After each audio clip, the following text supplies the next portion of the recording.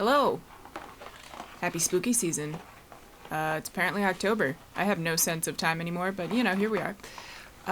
What I like to do for fun when we're not in a pandemic is pretend we're in a pandemic. I'm in a Danse Macabre group called Danse. Here's my first mask I ever made for them. I got to help make a bunch of props and stuff like that. It's one of my favorite things I've ever done. We all are a bunch of faire nerds and death nerds. Here's some other props I made. What we're going to do is make some fresh masks for the new season that's starting. Here are some of the materials you need. So a lot of them are optional. All you really need is a base mask, air dry clay, and string to tie it back. The more hand sculpted these look, the better they are. I tried to make some cheaper masks with some other air dry clay that I could get for cheaper, and it was super, super heavy when it dried, so that's no good. In addition to that, it just started cracking right away, and it's just not going to be ideal. When you're out parading for up to 45 minutes, you might drop your mask.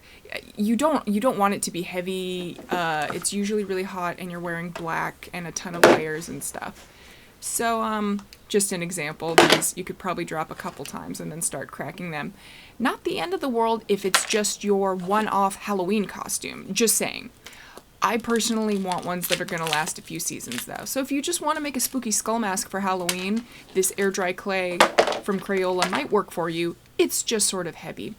I have a pretty strong preference for this Hardy brand clay. I believe it's from Japan.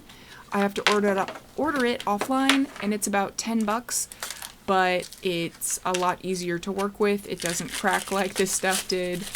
And it's also just a lot lighter. So it's worth the investment for my troupe for me to make a whole bunch of these masks out of this particular brand of air dry clay.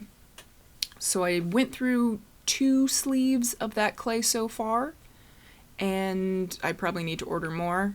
A good way to conserve clay is to put down some newspaper with maybe some hot glue and fill in that space. But I decided I wanted these to look as smooth as possible. I want to make it look like a little medieval fair troupe just sat down with some clay and handmade some masks. So I want them each to look a little bit different and have their own character. I believe I bought a 12-pack of base masks off Amazon a while back for not very much. Since it's spooky season, I imagine you could get some cheap ones. These ones are made of paper. I don't know how well this clay would stick to plastic. Hopefully pretty well. I don't even know. No one's gonna notice this, but I'm self-conscious. So just to address the elephant in the room, my arms look like cow spots, and I would just like to say I'm not in any danger. I went and met my friend's pandemic puppy. My friends adopted a half German Shepherd, half Rottweiler. And the Rottweiler Shepherd meant well, but I was one of the first humans he had met who was not his own human, and he just didn't know how to deal with it. And so I got very bruised up from a large dog. I swear to the gods that is what happened. I know it looks really suspicious. Moving on, making masks. So this full face mask, I wish I had cut open his eye slits a little bit more. I thought this would just look cool. I wanted one that was kind of a creepy, it ends up looking more like a clown mask, but one that looks a little bit more like historical Danse Macabre masks. I love skulls. Skulls are so cool, but back in ye old days, people would see dead people, occasionally it would happen, but they wouldn't really be like a nice clean skull like we think of now. They would be kind of half rotted and stuff, so they might be able to see like the grinning teeth, but they would still have more conventional eye shapes and stuff like that. That's sort of what I was thinking. It's really hard for me at this point to nail that medieval feeling. Definitely would not hurt you to get some photo references from old tombstones, something like that, to make an authentic Danse Macabre plague mask. I love skulls. I draw skulls on my face all the time. So the 2 half masks ended up being a little bit spookier, and they will look more skull-like to the modern eye. But I would like more of these masks to be historically authentic for the Renaissance Festival. Again, it's up to you. If you just want to be a spooky, scary skeleton, freaking go at it, you know. I'm sure you could get something relatively cheap that is already specifically skull-shaped, and that would make this a lot easier for you. I've always found that drawing skull makeup or anything like that is super easy, but that's because there's a skull in my face, and so I can just touch my face and use that as like a sizing reference. It's pretty easy. Really glad I wasn't doing that while I was working with clay, though. Then I would have just had these little like white spots all over my face. Anywho, I decided to put paper down that time. Wasn't a great idea. It stuck. This time I put down some freezer paper, so it's got that wax layer and they didn't stick. I let that dry overnight. This one's one of those Crayola masks. I just kind of wanted to see how the Crayola was going to take paint in comparison to the air dry clay.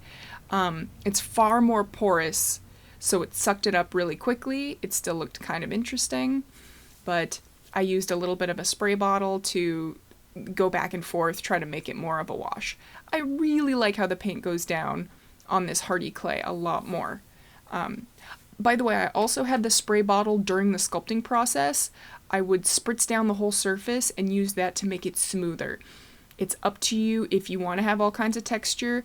I definitely wore gloves to avoid getting fingerprints in my clay, but that's just a decision I made because we sometimes have high-res photos taken of our masks, and I just decided, you know, to be careful about it. So again, pushing and pulling with the paint and some water and paper towels to try to get a more nuanced effect, but again, I want it to all look handmade. Mod Podge, putting a layer of that on these very, very thick. I should have done 2, maybe 3 layers. I was mostly concerned about the inside that's still paper, but I'm lazy, and so this is all that happened. I'm using the hard set. It didn't make it much heavier. Again, I only did 1 coat, but after this I let it dry overnight once again, and then I just grabbed some twine to use as ties. Don't use anything stretchy, because that'll get annoying. And for fun, if you are going to make a costume out of this is sort of what I like to do. Instead of like gluing material to the inside of the eye holes of the mask, I found these scarves at the 99-cent store. They're very translucent, and then that way I can just put the mask on over it. You really need a hat to kind of sell this whole look, but I was too lazy. I just wanted to show you what the masks look like when you're parading. I have great visibility in these, way better than a lot of other things that I've tried. I can see out and they can't see in. But you have to be aware that they can still see your mouth a little bit if they're really looking, so you can't say stuff to your friends. You can't do obscene things underneath your mask.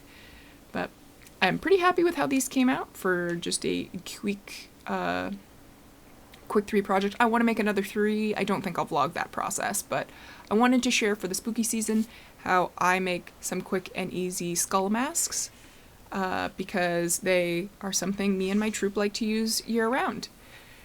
If you're in the Southern California area, my troupe Tote and Dance will be at Escondido for Halloween weekend and the first weekend of November. If you want to come out and see us perform, that'd be really awesome. We have a bunch of belly dancers too, and I don't know if we're doing an ale jam for Escondido. This is my first time at Escondido, but we're usually at Coronaburg, the permanent fair site in Southern California, and sometimes we'll do Christmas stuff in Orange County.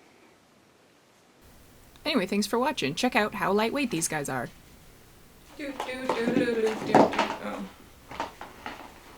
Impressive, no? This is how I test for quality craftsmanship. Here's an example of how thin that scarf is, by the way. It's ginormous, and I like to drape it around my shoulders so that I can hide any fair favors on my garb and stuff like that. It makes for easy and quick parading. And again, they were cheap, so cheap is very transparent. Excellent. Good times. Anyways, happy Halloween!